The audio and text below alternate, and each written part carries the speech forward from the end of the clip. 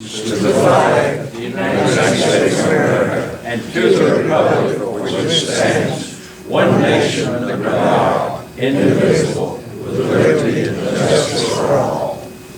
Thank you.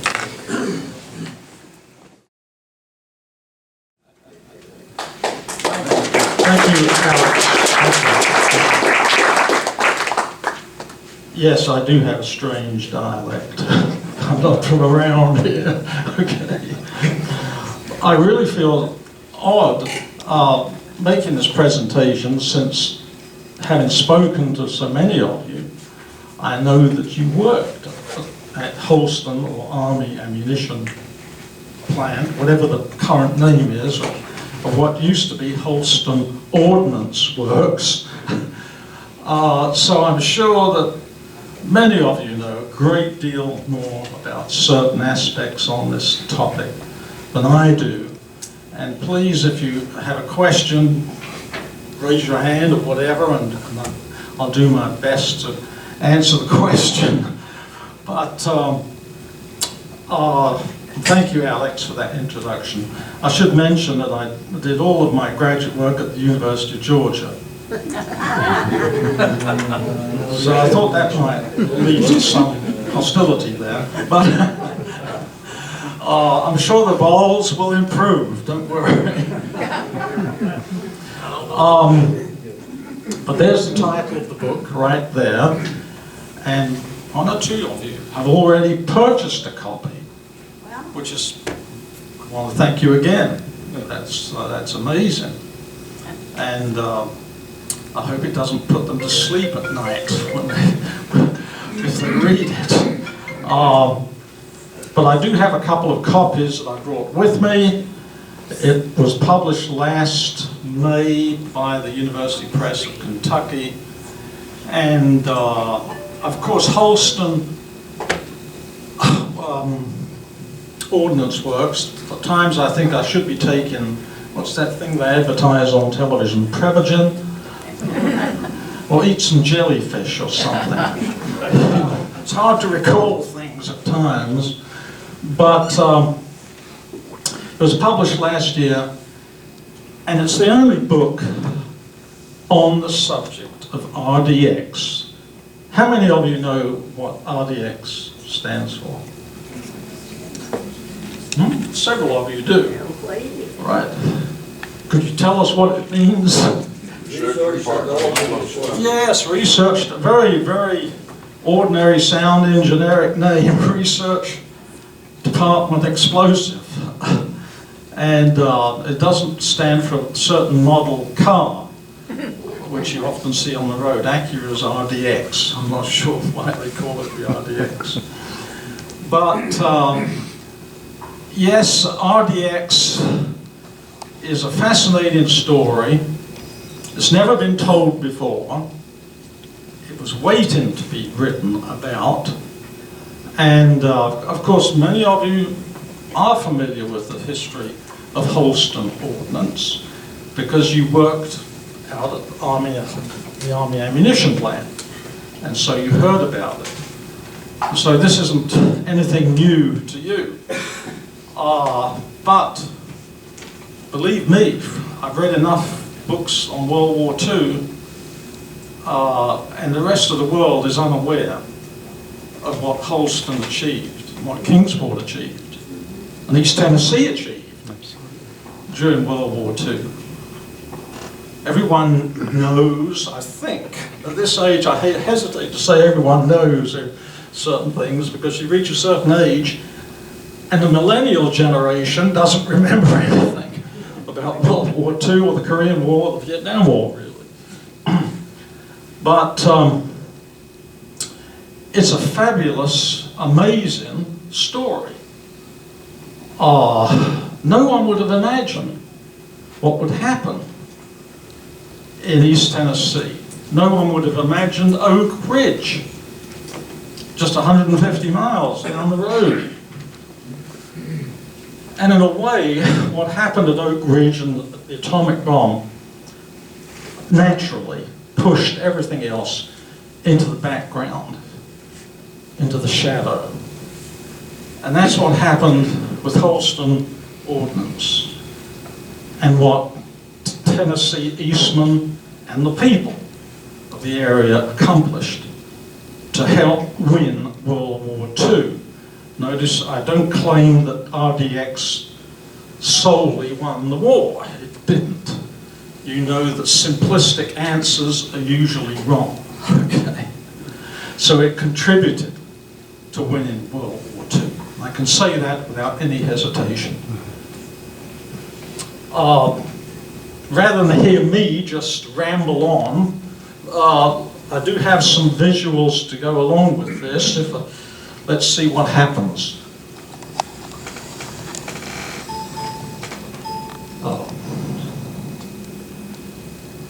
Okay, I'd like to get rid of that on the side there, but I suppose we'll just go with that.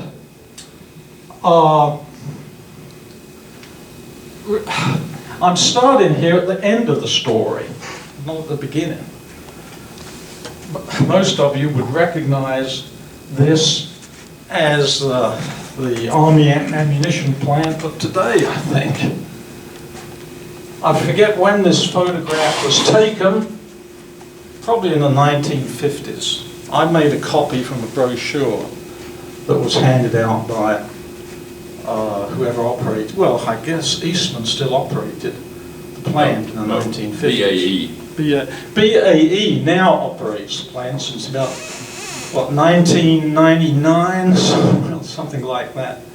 But when this photograph was taken, Eastman was still the operator of the plant. And you can barely make out,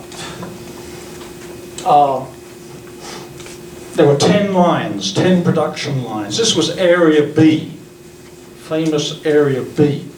This is where they made, mass-produced, the explosive, RDX. And why is RDX so important? Anyone know? Anyone know? That won the Battle of the Atlantic. You're right. Everyone I spoke to about... It could penetrate the U-boat hulls. Yes. But the key thing is, everyone I spoke to said it helped to win the Battle of the Atlantic. That's the key point. And it was developed at a time when the Atlantic, well, it looked like the Nazi Germany was going to control the Atlantic. Okay? So, at one point, as a historian, let me remind you, nothing is inevitable. Nothing. We know who won. Okay? They didn't know that. No one knew that. It looked like, especially after Pearl Harbor, the Japanese and Hitler and his gang, and Mussolini will throw him in there too. It looked like they were going to dominate the world. They'd already made plans to divide it up. The Japanese, amazingly enough, would have been given Cuba. I guess wanted sun and so on. But yes, we know we won, but they didn't know at the time. That's always the problem in history. We take everything for granted. But it all depends on key decisions made by ordinary people and others, certainly at the top, to make the right decisions. Unfortunately, obviously, in World War II, they weren't perfect, they often made mistakes, but we did win, despite any errors that we made. My book does point up to some of the errors that were made. One problem I have with it is why we didn't build more, produce more RDX, or as they would call it, Composition B, Comp B. But I'll accept what we did. Composition B was, it was 60% RDX and 1% wax. Yes, And about 39 or 40%. Yes, you're right. You're absolutely right, Horace. I haven't given the percentages, and there is some confusion over RDX, composition B, and C4, comes with C4. C4, and also Torpex, torpedo explosive, which was the usual fill-in in torpedoes, torpedo warheads. So RDX, or composition B, was used as a fill-in, and they turned it into Torpex, and we used it in our submarine warheads. So we sank Japanese ships with torpedoes filled with RDX or Torpex. So it wasn't just German U-boats that had felt the impact of this explosive. But nevertheless, it is true that the people at the time who worked at places like Wexler Bend and who worked later at the massive Holston Ordnance Works, which by the way cost $100 million to build in 1942-43. Doesn't sound like much today, $100 million, really. But in today's terms, you're talking well over $1 billion. So it's getting up there with the Manhattan Project as a financial priority at that time. We had to have, why did we have to have RDX? Because conventional munitions would not penetrate the German U-boat hulls. Exactly. And also, RDX was the most powerful explosive in the world. Twice as powerful as TNT. I think that's a most important point. Twice as powerful. And when it was used underwater, that increased its power. When it was turned into Torpex, because they added aluminum to the compound, which increased the length of the explosion. So that's the most important fact here, that it was the most powerful explosive in the world, and Eastman Chemical Company mass-produced it. And that is just one of the great stories that hasn't been told. Oh, we all know about the construction of the Liberty ships, the B-17s, the B-24s, mass-produced up in Michigan and so on. But not this story, which surprises me somewhat, given its impact. Would we have lost... Produced only in Kingsport? No, not only in Kingsport. In fact, that's a good question, because the first RDX plant in the United States was at Wabash River Ordnance Works in Indiana. And I go into, and the book goes into this, but we would never have had RDX if it hadn't been for certain people who pushed it. As usual, it takes certain people to take the initiative to achieve just about anything, doesn't it? There's so much resistance. And who would be opposed to RDX? The Germans. Well, the Germans also had some RDX, well, similar to RDX too. In fact, there was a German who first discovered the compound, cyclotrimethylene trinitramine. So I don't want to repeat that, but it's a mouthful. But the German chemist discovered it in 1899. The problem was it was so sensitive. As many people said, all you had to do was look at it, and it would blow up. So it wasn't a new explosive at the beginning of World War II, but we had to desensitize it. I hate to use that word, desensitize, to make it less volatile, less likely to explode. And that's where the Woolwich Arsenal along the Thames in England came in. Because in the 1930s, how do we make RDX less sensitive and less susceptible to shock? Well, their solution was to mix it or blend it or phlegmatize it. I love that word, phlegmatize. Phlegmatize RDX with TNT. Can you imagine that? Trying to make this super explosive less powerful, because you will have to reduce its power somewhat by mixing it with the good old standard World War I TNT. Yes, TNT was used in World War I, and the Army says we'll stay with TNT, right? So in World War II we have at least 30 TNT plants. They produced far more than Holston on RDX. I can well understand why they would stay with TNT. It was a good explosive and far less susceptible to shock, easier to handle. But I always ask myself, if I had a son, or I was on the front line, what kind of explosive would I want? Yes, I want it to be safe and reliable, but I want it to be the most powerful that we can possibly have, bar none. That's a problem I have with the RDX story. I think we should have had more of it. We never had enough.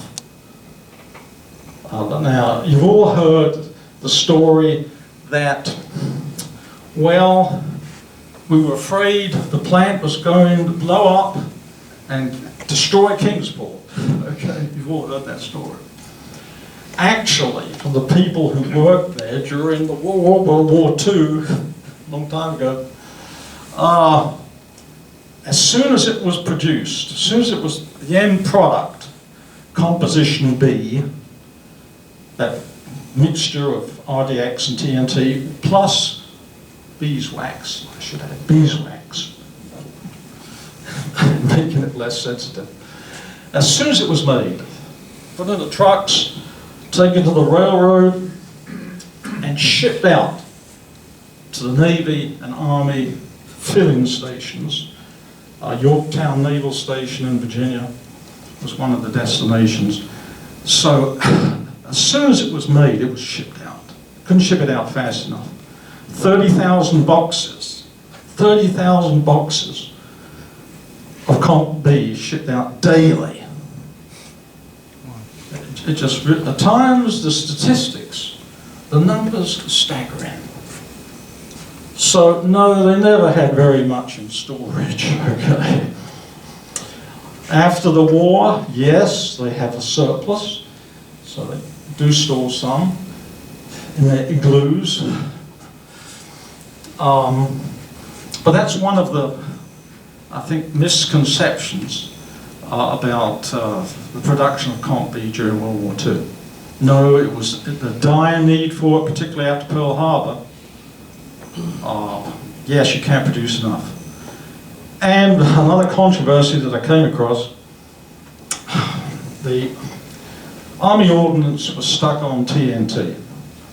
And in 1943, some people said, look, we need to double the output of Holston, double the output of RDX. And certain individuals were opposed to that.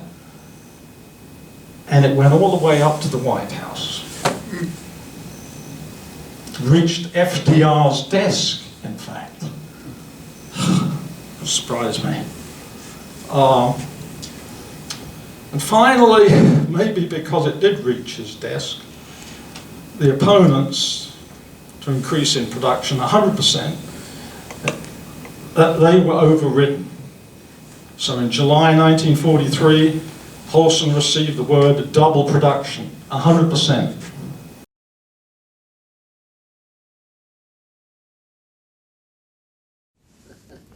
(1940) farms, big dairy farm, John B. Dennis owned a dairy farm there. Small farms, just beautiful land along the Holston. Then, in 1942, the Army says, we've got to have that land. Okay, so just like TVA, the Corps of Engineers actually took over 6,800 acres of land, and then began another part of a dramatic part of the story.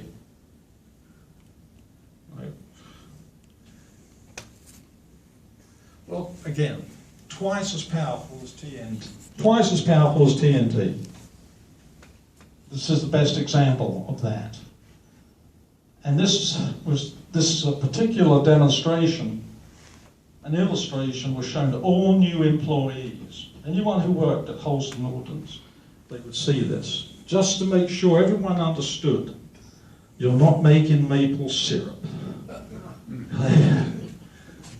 TNT barely dented that 1/4-inch steel plate. And RDX just blew a hole right through it. So hopefully it will do the same to, yes, U-boats and Japanese ships. Okay.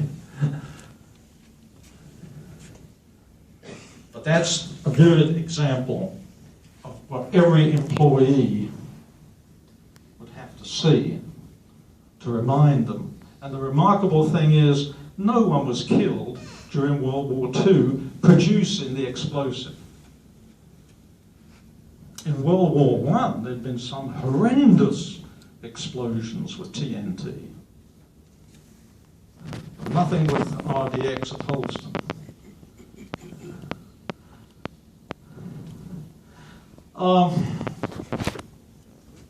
Why is this man on the screen?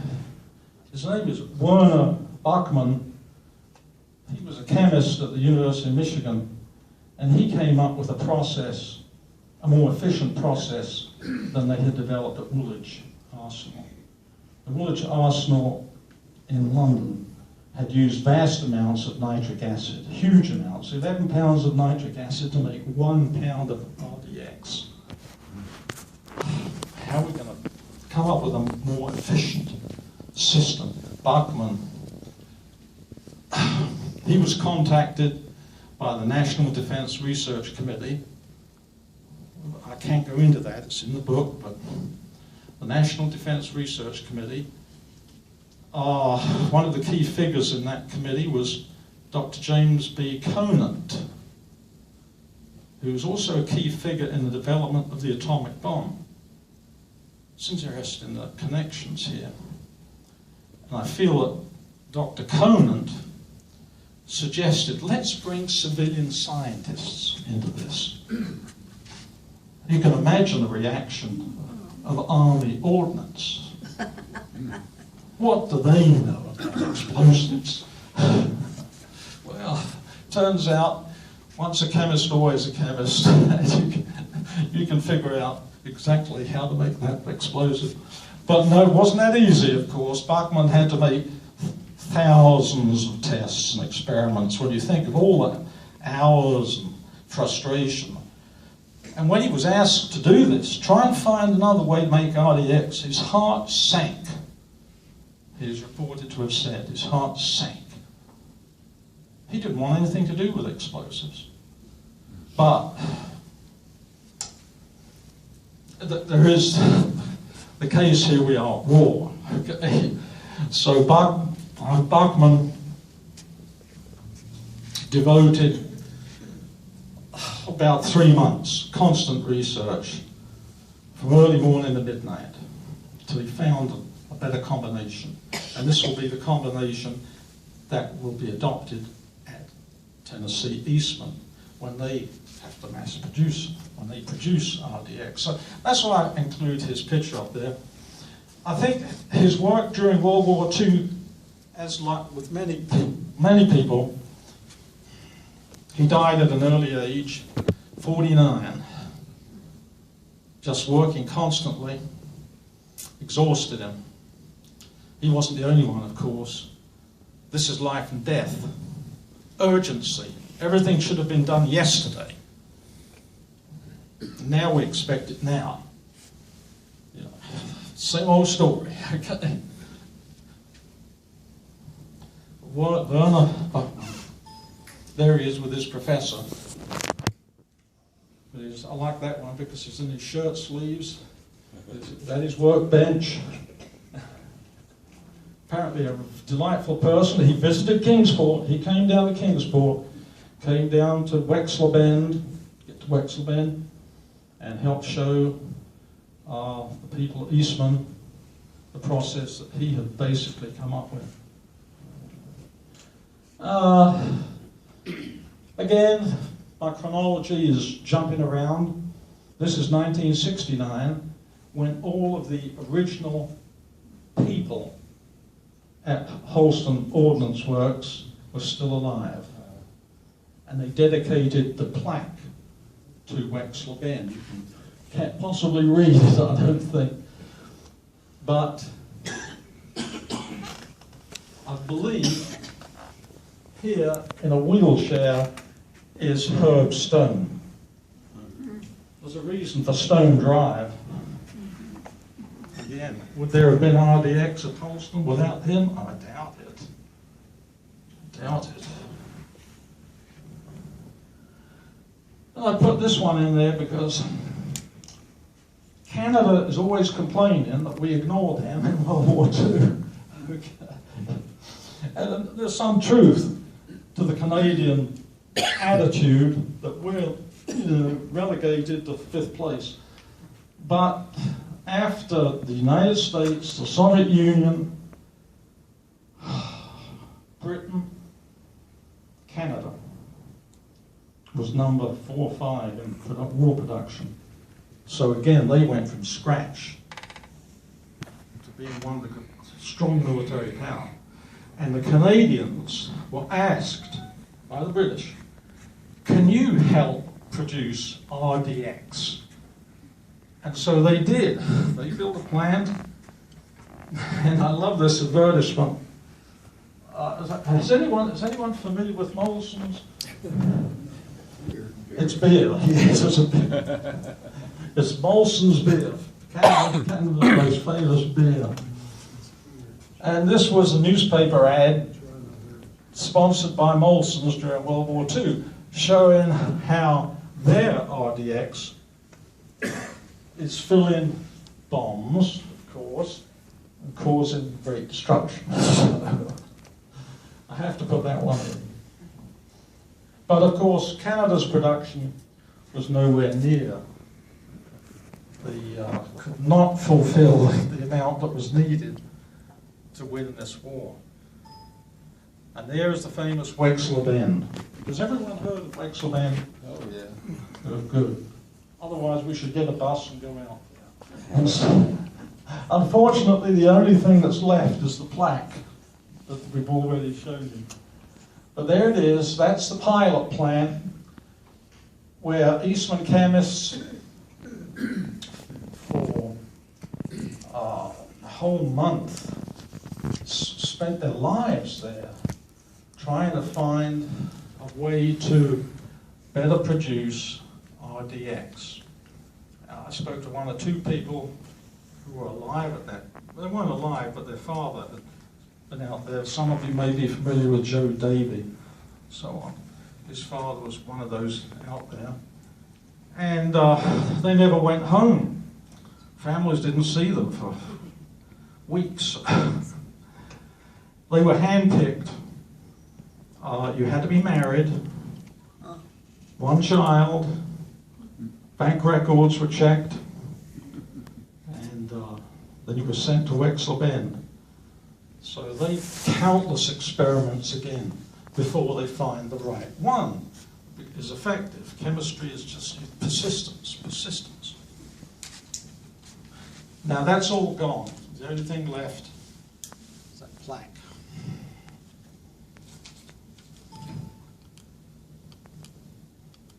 Well, let's see, am I going backwards here? Oh.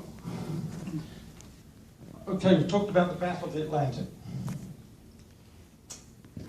Now, if you were at Wexler Bend or at the larger Holston plant, which will follow Wexler Bend, you have one thing on your mind. Either you've got a father, brother, perhaps a sister in the military, and you also know that out there in the Atlantic, U-boats are sinking ships by the hundreds of thousands of tons, hundreds of ships, particularly in early 1942 after Pearl Harbor. After Pearl Harbor, Hitler, of course, released the submarines across the Atlantic, right off the East Coast, right off the Outer Banks, Nag's Head and so on, Cape Hatteras. It was a massacre. This is like a second Pearl Harbor. The lights are on all along the coast. You would think it's peacetime. Okay. So hundreds of ships were sunk by a handful of U-boats. This is what they call the good times. The good times. The Navy eventually does adjust, okay, and adopt a convoy system.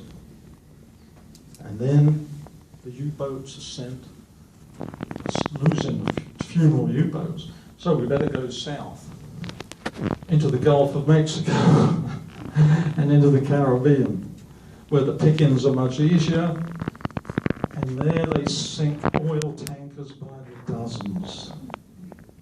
Because believe it or not, all of our oil has to go up the east coast of the United States. A lot of it comes from islands in the Caribbean where the refineries are located, from Venezuela. God, the oil crisis. 1942 was a horrendous year. That's why no one took it for granted that we won this war. But I thought this picture is, we lost over 30,000 merchant seamen during World War II.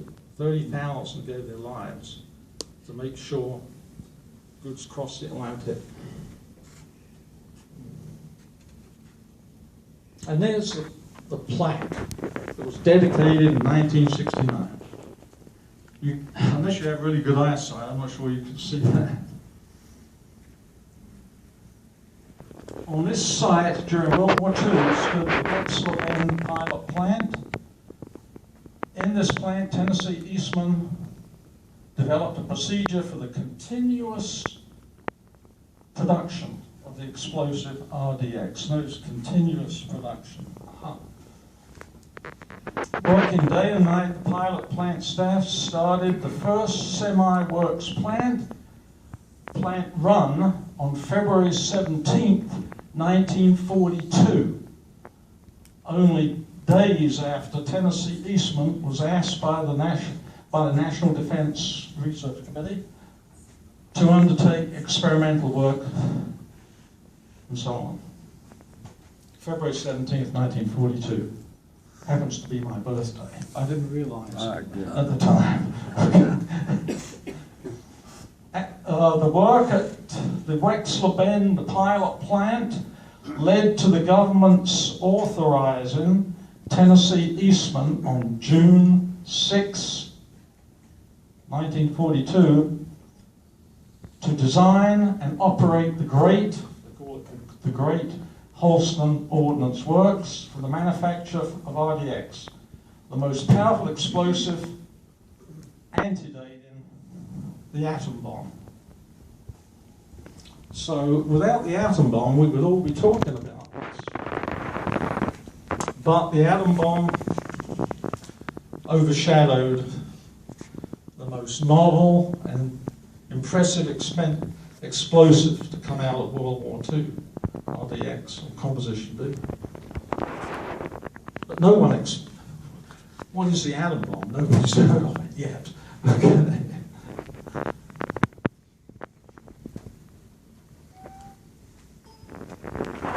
Anyone know? Well, if you don't have to go through this.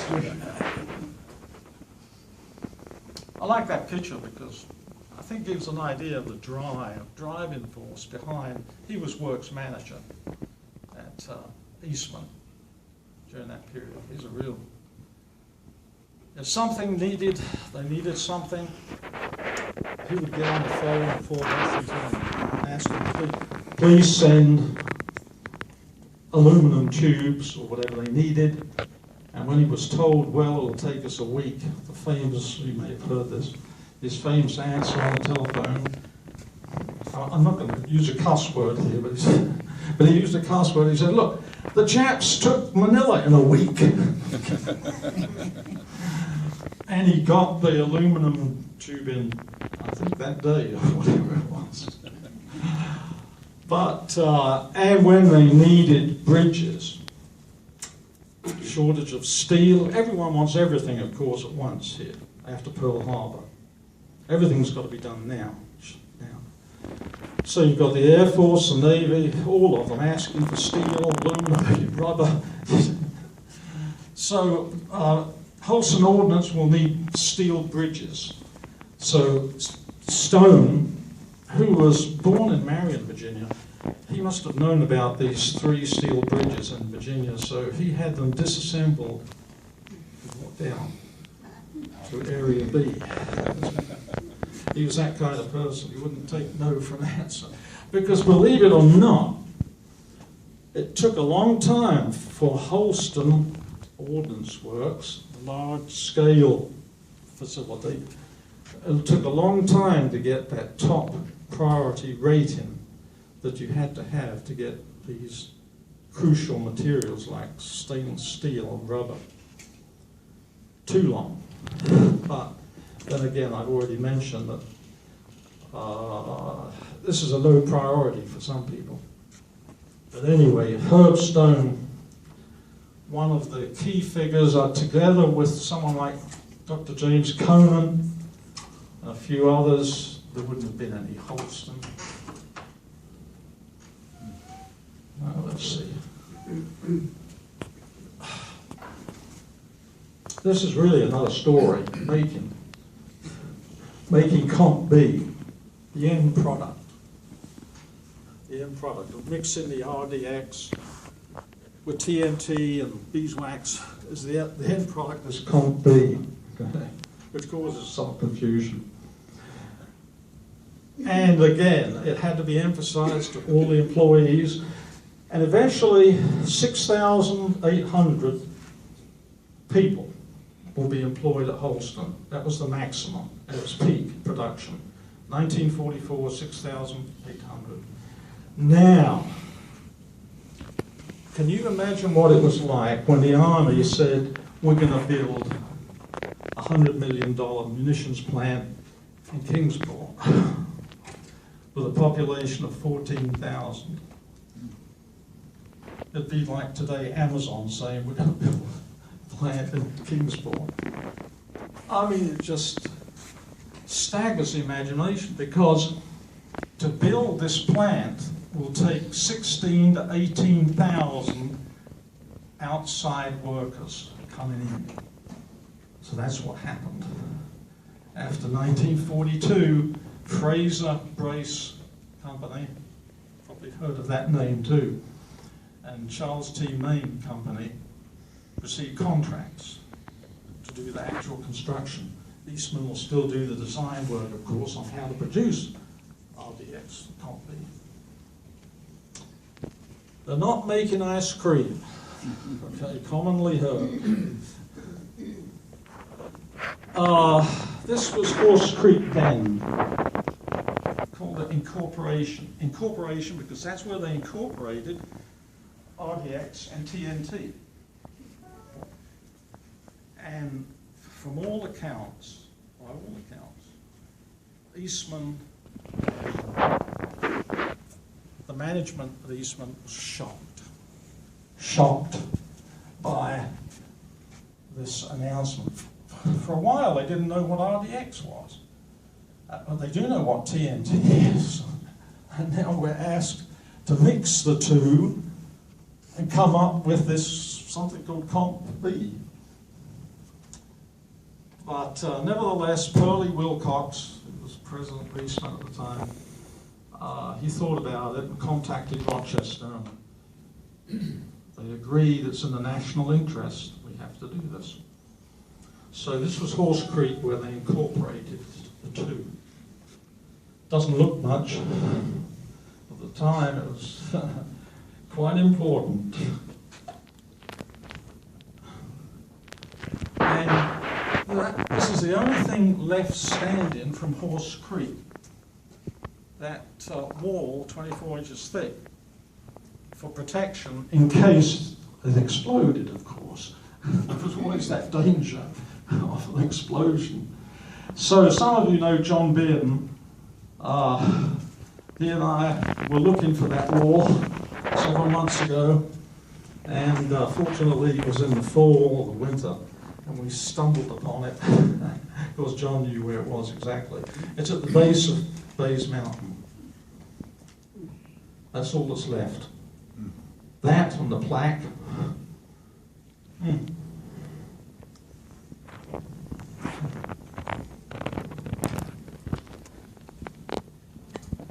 Okay, move on.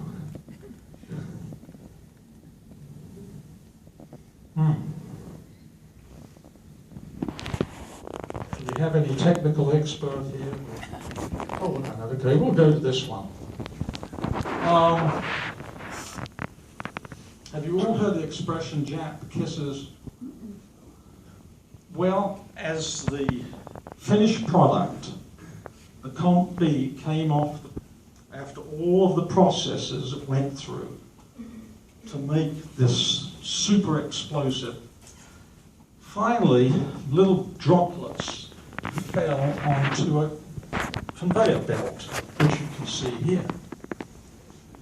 And here are the little kisses, what look like little chocolate kisses. And the workers on the production line, and I should say here that many of them were women, over 30% on the production line were women, wearing their white coveralls, white caps, and they nicknamed them Jap kisses, okay, because they looked like chocolate kisses.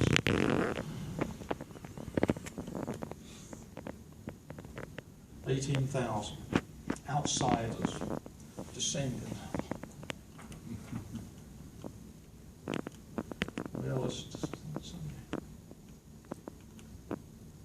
Well, this is a few pictures from inside. Colonel Ryan, he was a commanding officer with his secretary. I like this picture because it shows Area A, the raw materials. Area B gets a lot of attention because that's where the end product is made, okay, the explosive. But all of the acids, takes a lot of acids to make RDX. This is where it was made. And of course, some of these buildings are still standing. Barely, they're relics, really. Lots of windows broken and so on. Area A.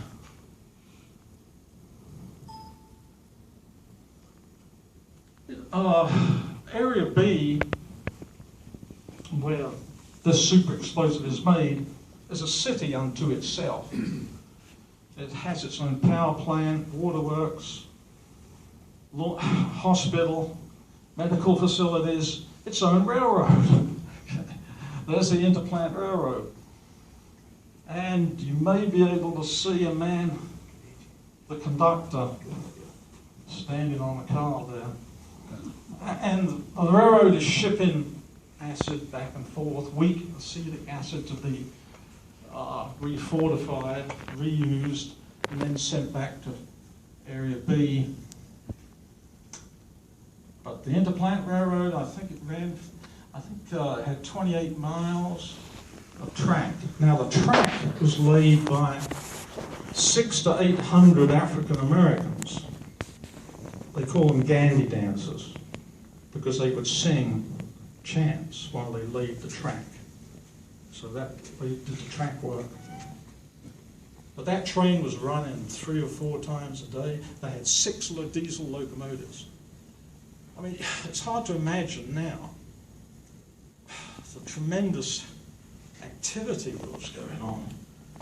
One of the bridges, one of those steel bridges that Herb Stone liberated from over in Virginia. And this is, everyone had to have an ID card, top security. This is a secret project, just like Oak Ridge. You see nothing, you don't say anything, don't tell anyone what you're doing, on a need-to-know basis, period. And this was the identification card that was issued, and this man's father, well, he was the conductor on the train as you just saw, J.S. Group. His son is still alive.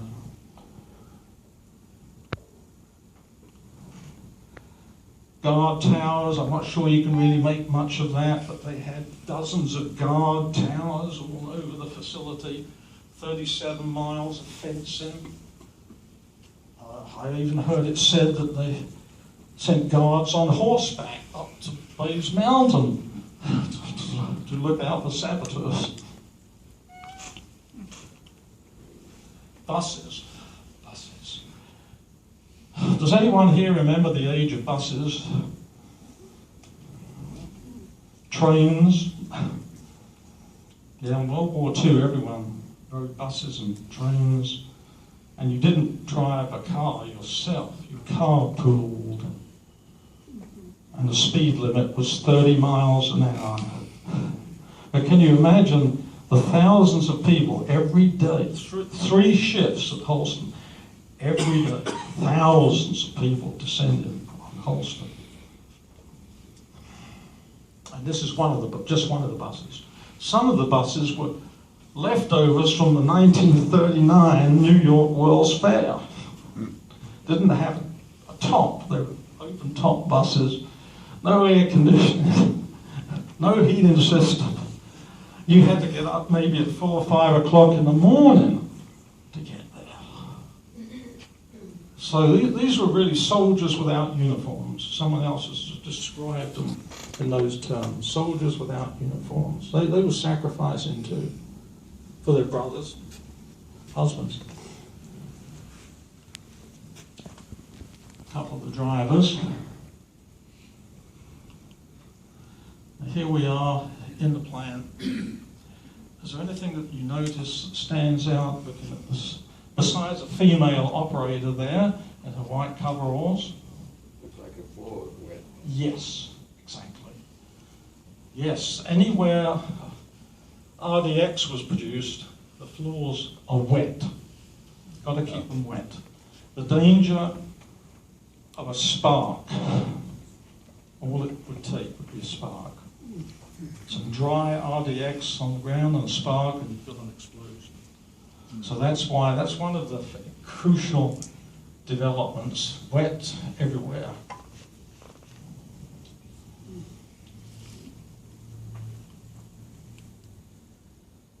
And then women just aren't on the production line.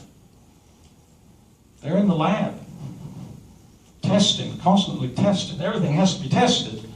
Every chemical that comes in. Because Holston doesn't have some of the key ingredients for RDX. So they have to import it, and all of that has to be tested.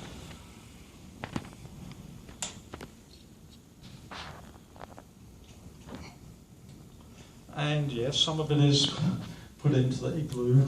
But as I say, most of it was shipped out almost immediately. The first 20,000 pounds of Comp B was shipped out in 1943, 20,000 pounds when the boxcar could hold 100,000 pounds. But the Navy needed it now for their torpedo warheads. Torpedo commanders in the Pacific were up in arms. Our torpedoes are not doing the job.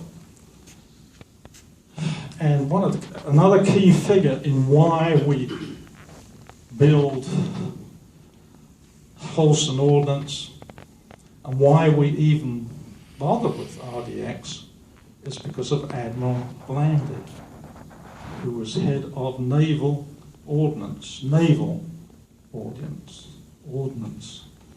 and he insisted we've got to have RDX. So I give him a lot of credit. Did you ever have any accidental explosions?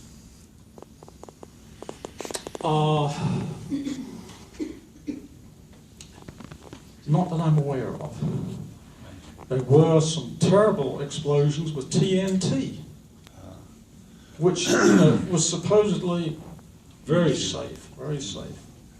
But like Admiral Blandy would say, it's an explosive. It's dangerous. But it's twice as powerful as the existing explosive. So he was willing to take a risk. I think it was a good risk too.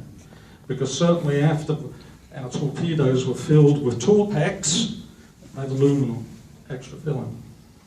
After they were filled with Torpex, our sinking of Japanese ships rose dramatically. That and other things too.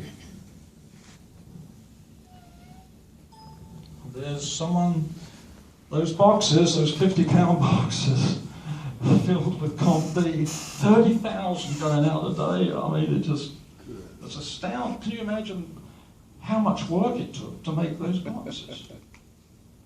The carpenters and the wood. Payday. That's one of the beneficial impacts.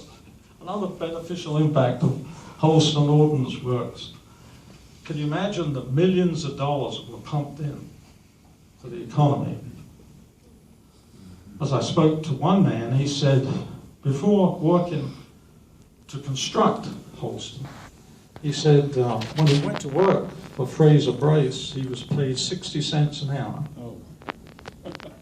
And he said that was more money than he'd ever seen in his life. Keep in mind, it wasn't that long ago they were making 10 cents an hour.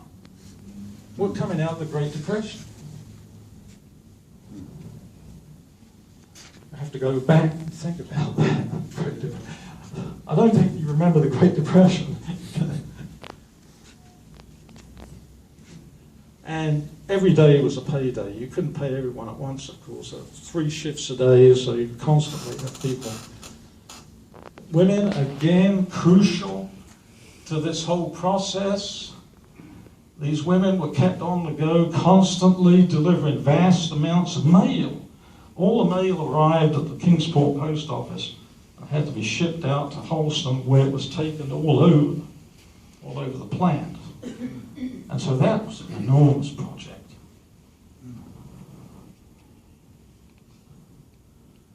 And just the manager at Holston, general manager, would put on a bulletin board, how is it being used? People like to know what good is this explosive. So he would put on the bulletin board, RDX replaces TNT, pulls Nazi dragon's teeth. What does that mean?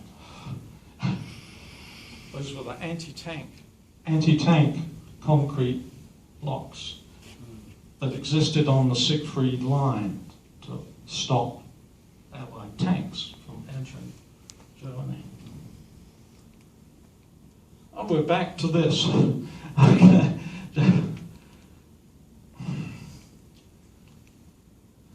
Housing, as you would guess, as you all know, probably from what you've heard from other people, if you don't remember it, I'm sure you don't. Housing, with 16 to 18,000 strangers coming in, let alone 6,800 people working at Holston, where are you going to put them all? So, some houses were constructed by the government. These were for the supervisors. Bayes Cove built fairly quickly, and they were on 24-hour call. If they were needed, something was wrong, overheating on one of the lines, they would have to get out there in a hurry.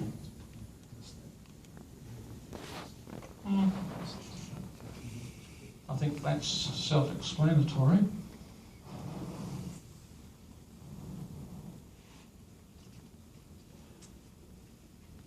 just shows one of the pipes. Another great thing about Holston was how RDX was always kept in, well, the floors were water, but the explosive and chemicals themselves were always kept in a slurry, always kept in either acetic acid or water. And that was new.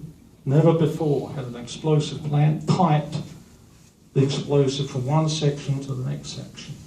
That was completely new, developed at Wexler Bend and applied on a large scale to Holston. Okay, we'll try and wrap this up. The women's volleyball team, I believe.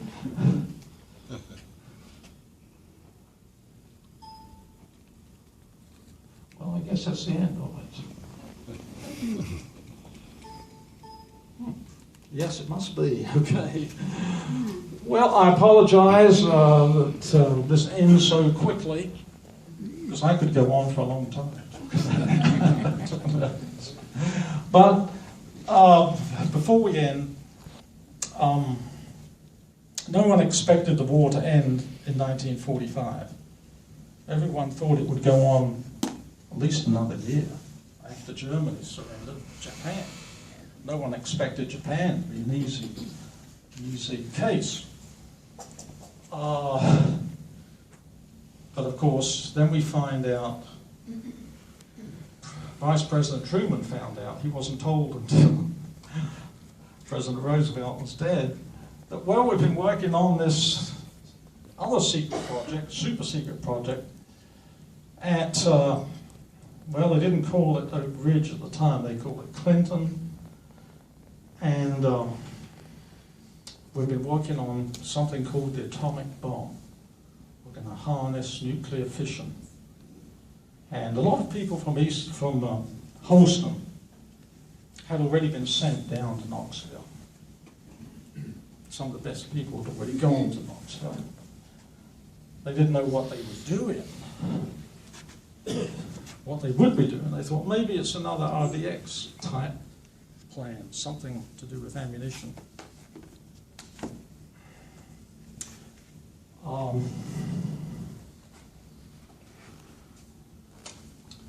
One lady I spoke to who worked at Oak Ridge on the called Manhattan Project, I asked her how secret was top secrecy at Oak Ridge. And she was asked many questions by people. What are you making out there? And she would reply, blackout pants for lightning bugs. Yes. Why not? Why not? Blackout pants.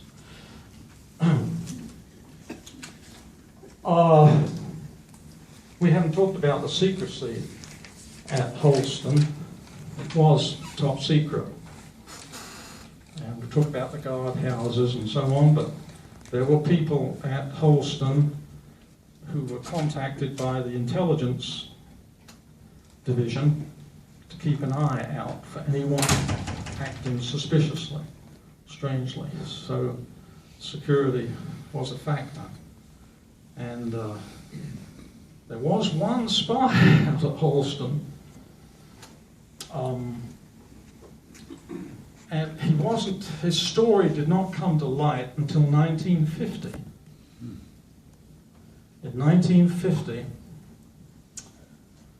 Harry Golden, I don't know if that name rings a bell, but Harry Golden, he worked for the Russian intelligence, and he spilled the beans on people like the Rosenbergs and others who were involved at Los Alamos, working on the atomic bomb.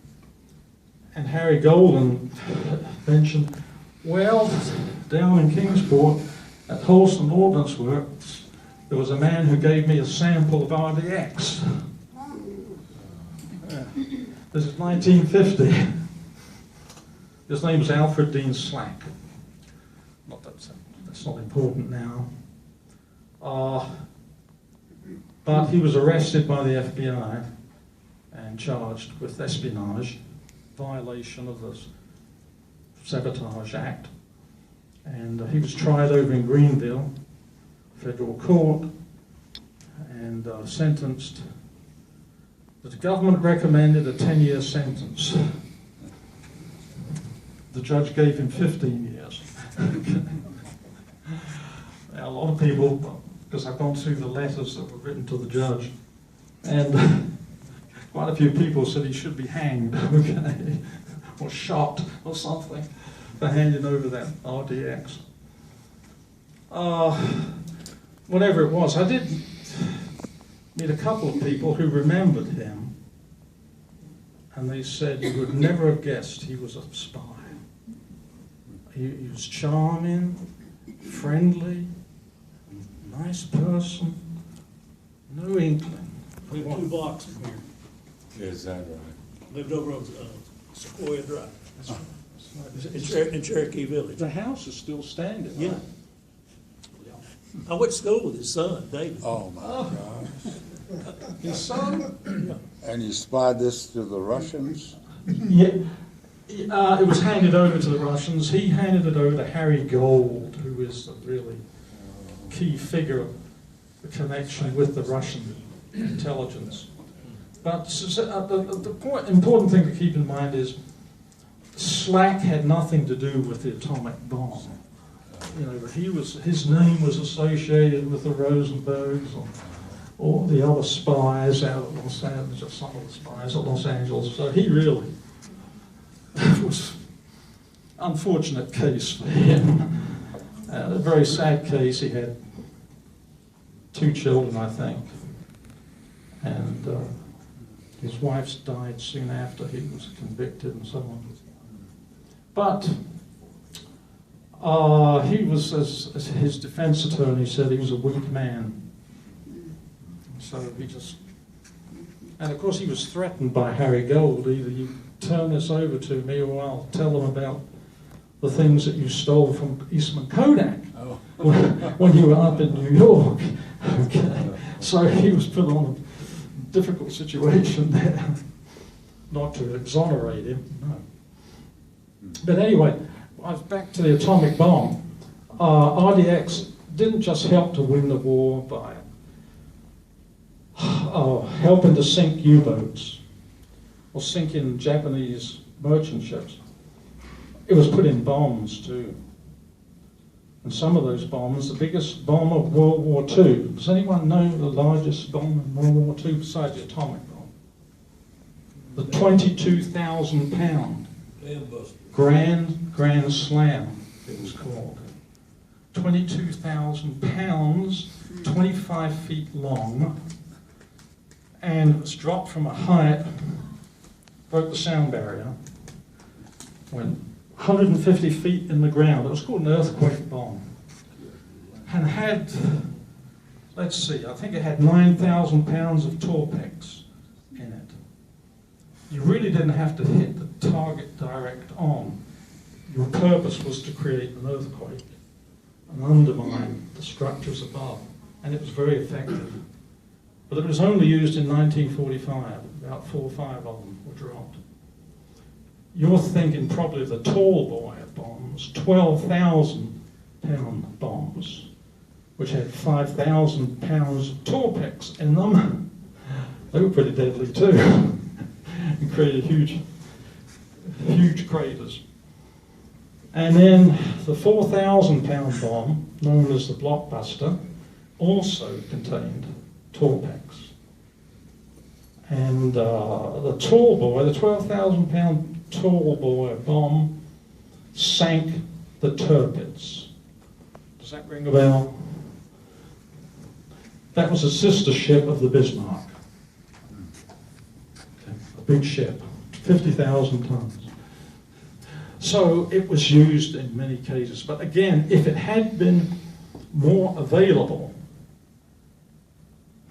I think, could we have ended the war sooner? It's one of those if questions, you know. You mentioned the dam busters. raid, they destroyed the dams with bombs filled with torpex. That flooded a huge area in the Ruhr section of Germany. And that caused so much damage that it cost billions to rebuild those dams. And it put German industry behind considerably, but more importantly, it took probably 10,000 people who had been building the Atlantic Wall to rebuild where the dams caused such damage. Now, what would have happened if those dams had not been destroyed and those 10,000 people had been kept on working on the wall, the Atlantic Wall? Was that an RDX product? There's Torpex, Yeah, RDX. Well, I'm just speculating, but if those 10,000 workers had been kept busy building the Atlantic Wall, what would have happened on D-Day? You never know. Good question. Did General Leslie Groves have any role in Holston Ordnance? Not directly, but he just had overall supervision. Leslie Groves had supervised the construction of the Pentagon, and then he was asked to take over the Manhattan Project, and Holston actually was part of his mission to begin with. Was the success at Holston Ordnance, did that play a role in him asking Mr. J.C. White Yes, provide the plant operation in Oak Ridge? absolutely. The success of Tennessee Eastman at Holston, they were so successful at Wexel End. It was phenomenal. It was brilliant. And what they did at Holston Ordnance Works also was unprecedented. So yes, who would Groves look to but Eastman to take over and help build the atomic bomb? But more significantly, Comp B was used in the plutonium bomb. That's right. I asked Howard Young, some of you may know Howard Young, I asked him, would we have had a plutonium bomb without composition B?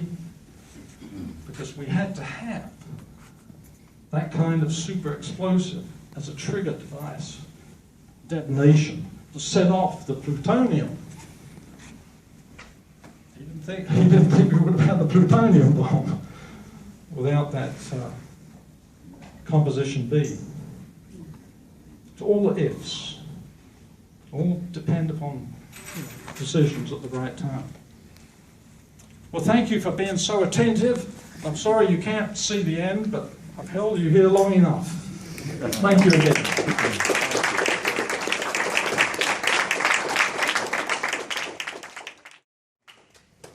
Fabulous book.